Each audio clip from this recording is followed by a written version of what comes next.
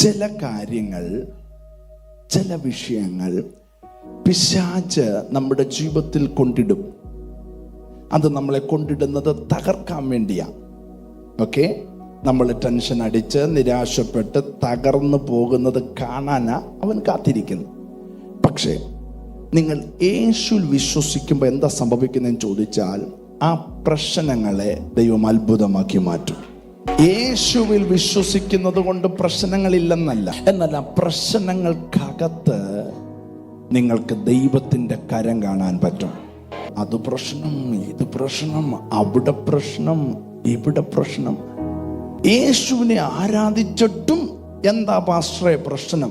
ഞാൻ 7 ആഴ്ചയായിട്ടും പ്രാർത്ഥനയ്ക്ക് വരുന്നുണ്ടല്ലോ, 6 മാസമായിട്ട് വരുന്നുണ്ടല്ലോ, 6 വർഷമായിട്ട് വരുന്നുണ്ടല്ലോ, എന്നിട്ടും പ്രശ്നമാണല്ലോ എന്ന് പറയുന്നവരുണ്ടെങ്കിൽ നിങ്ങൾക്കുള്ള ദൂതാണ്, നിങ്ങൾ ഒരു വലിയ മഹത്വം കാണാൻ പോവുകയാണ്. അപ്പോസ്തലപ്രവൃത്തി 11-ാം അധ്യായം 19-ാമത്തെ വാക്യം വായിക്കും. എങ്ങനെയാ ഈ അന്ത്യോക്യയിലേക്ക് സുവിശേഷം എത്തിയെന്നുള്ളത് അവിടെ കാണാൻ പറ്റുന്നത്. വായിച്ചേ. സ്തേഫാനോസ് നിമിത്തമുണ്ടായ ഉപദ്രവം ഹേതുവാൽ ചിതറിപ്പോയവർ യഹൂദന്മാരോടല്ലാതെ മറ്റാരോടും വചനം സംസാരിക്കാതെ ഫൊയ്നീക്യ, കുപ്രോസ്, അന്ത്യോക്യ എന്നീ പ്രദേശങ്ങളോളം സഞ്ചരിച്ചു. അടുത്തത്, അവരിൽ ചിലർ കുപ്രോസ്കാരും കുറേനക്കാരും ആയിരുന്നു. അവർ അന്ത്യോക്യയിൽ എത്തിയ ശേഷം യവനന്മാരോടും കർത്താവായ യേശുവിനെ കുറിച്ചുള്ള സുവിശേഷം അറിയിച്ചു. കർത്താവിന്റെ കൈ അവരോട് കൂടെ ഉണ്ടായിരുന്നു. വലിയൊരു കൂട്ടം വിശ്വസിച്ച് കർത്താവിലേക്ക് തിരിഞ്ഞു. അപ്പം ഈ ഒറോണ്ടോസ് നദിക്കരയിൽ പാർക്കുന്ന അന്ത്യോക്യയിലേക്ക് സുവിശേഷം എങ്ങനെ വന്നതെന്നാണ് നമ്മൾ ബൈബിളിൽ കാണുന്നത്. എങ്ങനെ അവിടെ വരാൻ കാരണം, രാവിലെ എഴുന്നേറ്റപ്പോൾ ഒരു നിയോഗം ഉണ്ടായി പോയതല്ല. വരാൻ കാരണം സ്തേഫാനോസ് എന്ന് പറയുന്ന അഭിഷക്തനെ കല്ലെറിഞ്ഞു കൊന്നു. സഭയുടെ ആദ്യത്തെ രക്തസാക്ഷിയായിട്ട് സ്തേഫാനോസ് തീർന്നു. ഇത് സഭയ്ക്കകത്ത് ഭയങ്കര ഭയമുണ്ടാക്കി. കേട്ടവർ പറഞ്ഞു, ഇവിടെ നിന്നാൽ ശരിയാവത്തില്ല, പോയേക്കാമെന്ന് പറഞ്ഞ് അവരെല്ലാം ചിതറി ഓടാൻ തുടങ്ങി. ചിതറി ഓടുന്നത് കണ്ടപ്പം പിശാച് കൈയടിച്ച് പറഞ്ഞു, യേശുവും കഴിഞ്ഞു, പരിപാടിയും കഴിഞ്ഞു, ഇന്നത്തോടെ എല്ലാം സ്റ്റോപ്പായെന്ന് പിശാച് ചിന്തിച്ചു. ശ്രദ്ധിച്ചു കേൾക്കണം. എന്നാൽ ഈ പോയവര് ചെന്നത് അന്ത്യോക്യയിലേക്കാ.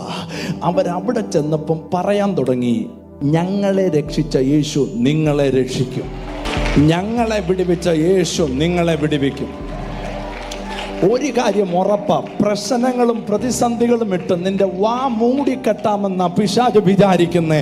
ചെറിയൊരു കടഭാരമിട്ട്, ചെറിയൊരു പ്രശ്നമിട്ട്, പിള്ളേർക്ക് ചെറിയ തലവേദന കൊടുത്ത്, ചില വിഷയങ്ങൾ കൊടുത്ത്, ഞായറാഴ്ച എങ്ങനെങ്കിലും നിന്നെ വീട്ടിൽ അടുക്കളയിലിട്ട് പൂട്ടി വീട്ടിനകത്ത് ഒതുക്കാമെന്ന് വിചാരിച്ച കുറ്റിയൊക്കെ പൊട്ടിച്ചിന്ന് പകൽ നീ പുറത്തു വന്നെങ്കിൽ, ഫറവോന്റെ ചങ്ങലയെ പൊട്ടിച്ച് 30 ലക്ഷത്തെ പുറത്തു കൊണ്ടുവന്നവൻ ഇന്ന് പകലും പ്രതിസന്ധികളകത്തുന്ന പിശാചിട്ട അല്ലെങ്കിൽ ഇന്നലകളിൽ ഇപ്പോഴും നിന്റെ മനസ്സിനെ വേദനിപ്പിക്കുന്ന പ്രശ്നമുണ്ടല്ലോ, പറ്റത്തില്ല. വാ പൂട്ടാൻ പിശാചിന് പറ്റത്തില്ല. സ്തേഫാനോസ് നിമിത്തമുണ്ടായ ഉപദ്രവം സഭയെ ചിതറിപ്പിച്ചത് കണ്ട് കൈയടിച്ച പിശാച് കൈയടിച്ച് നിർത്തുന്നതിന് മുമ്പ് കേട്ടു, അന്ത്യോക്യയിൽ തീ പിടിക്കുന്നു. അന്ത്യോക്യയിൽ ഒരു വലിയ പുരുഷാരം യേശുവിനെ അറിയുന്നു. അന്ത്യോക്യയിൽ ദൈവത്തിന്റെ കരം ചലിക്കുന്നു. വാക്യം വായിച്ച ശ്രദ്ധിച്ചോ. കർത്താവിന്റെ കൈ അവരോട് കൂടെ ഉണ്ടായി. ഓടി വന്നതാ. എവിടുന്ന്? യെരൂശലേമിൽ നിന്ന്. എന്തോ കണ്ടോണ്ട്? പീഡനം കണ്ടോണ്ട്. എന്തോ കണ്ടോണ്ട്? സ്തേഫാനോസിനെ കൊല്ലുന്നത് കണ്ടോണ്ട്. എന്തോ കേട്ടിട്ട്, കൊല്ലുമെന്ന് കേട്ടിട്ട്. പക്ഷെ അവര് പോയപ്പോ അറിഞ്ഞില്ല, അവരുടെ കൂടെ ഒരു കൈ ചലിക്കുന്നുണ്ട്. ആകാശത്തെ വിരിച്ച കൈ, കടലിന് മണൽ കൊണ്ട് അതിരിട്ട കൈ, നക്ഷത്രങ്ങളെ വാരി വിതറിയ കൈ, സൂര്യനെ നിർമ്മിച്ച കൈ, ഭൂമിയെ സൃഷ്ടിച്ച കൈ, മനുഷ്യനെ സൃഷ്ടിച്ച കൈ, ലോകത്തെ സൃഷ്ടിച്ച കൈ അവരുടെ കൂടെ ചലിക്കാൻ തുടങ്ങി. ഇന്ന് പകലിലും ഏതെങ്കിലും ഒരു മതത്തിന്റെ മുമ്പിലല്ല നീ വന്നിരിക്കുന്നത്, നിന്റെ കൂടെ ചലിക്കുന്ന ഒരു കൈ. യോസഫിനോട് കൂടെ ഈ കൈ ഉണ്ടായിരുന്നു. അപ്പോഴെന്താ സംഭവിച്ച? അവന്റെ പ്രതിസന്ധികളെ ദൈവം അഴിച്ചു മാറ്റി. ദാനിയേലിന്റെ കൂടെ ഈ കൈ ഉണ്ടായിരുന്നു. ഈ കൈ നിന്നെ നടത്താൻ പോവുക. ഈ കൈ നിനക്ക് വേണ്ടി അത്ഭുതകരമായി ചലിക്കാൻ പോവുക. ഈ കൈ നിന്നെ വഴി നടത്തും. ഈ കൈ ഉണ്ടെങ്കിൽ വാതിലുകൾ അടയുമ്പോ ചെങ്കടൽ പിളർന്നതുപോ വാതിലുകൾ അടയും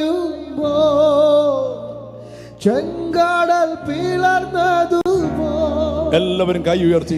എന്നെ നടത്തുന്നവൻ എന്നുമെന്നും കൂടെയുള്ളവൻ, എന്നെ നടത്തുന്നവൻ എന്നുമെന്നും കൂടെയുള്ളവൻ. ഒരു മതത്തിന്റെ അടുക്കലല്ല നിങ്ങൾ വന്നത്, നിങ്ങളെ നടത്താൻ കഴിവുള്ളവന്റെ അടുക്കല വന്നേ. എങ്ങനെ നടത്തുന്നെന്ന് പറയാം. ഞാൻ നിന്നെ